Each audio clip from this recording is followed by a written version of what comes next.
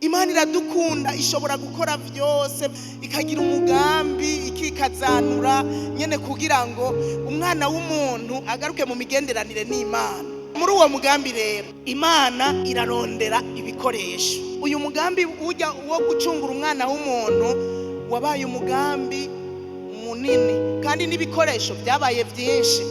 Nka kurya bimeze mu gakino haba harimwo abakinyi ba nyamukuru, abo no kwita les acteurs principaux, hanyuma hakabonamo n'aba acteurs secondaires, abakinyi novuga bato bato. Aba bakinyi bato bato harimwo abungere, harimwo abamajusi, harimwo ba Zekariya, harimwo ba Elizabeti, harimwo Yohana. Muri uyu mugambi wo gucungura umwana w'umuntu aba n'abakinyi bato bato barimwo, n'umumarayika arimwo, ariko harimwo ibikoresho bikomeye Imana yakoresheje kugira ngo umuntu aze ashike mw'isi. Uwa mbere yabaye Mariya. Bibiliya iratubwira ngo yari umukobwa atigeze kumenya icitwa umugabo.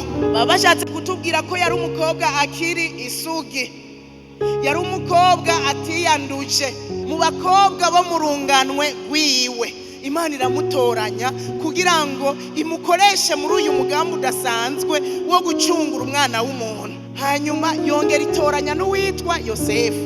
Aha rero burya Mariya na Yosefu bari bisanganiye umugambi w'ubukwe, ariko muri ico gihe cyabo bafise umugambi wo kugira ubukwe. Imana nayo yari ifise uwundi mugambi muniniya, uvyibushe, ukomeye, udasanzwe wo gucungura umwana w'umuntu.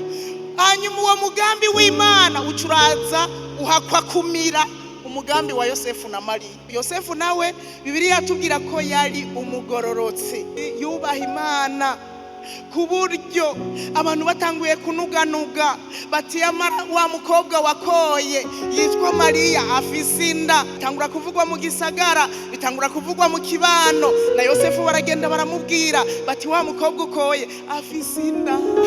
Yosefu aravyiyumvira mu mutima, aravuga ngo uyu mukobwa nakoye namukunda, singomba ko yomaramara, singomba ko yokogwa n'isoni. Acarondera kumubengera mu misho. Yosefu akivyiyumvira, Imana icirungika umumarayika mu ndoto, mu nzozi, mw'ijoro.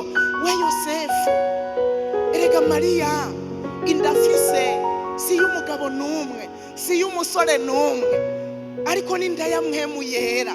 Burya Mariya azovyara umwana w'umuhungu, nawe uzoca umwita Yesu, kuko uwo niwe azoba aje gukiza abantu ibyaha vyabo. Yarubashe iyo nda ya mpwemu yera. Nimwave mwaza ngo hari ikintu kuyo nda ya mpwemu yera caciye ko kibi. C'umwana w'umuntu, eka ngo ntiyigeze aryamana nawe gushika vyaye.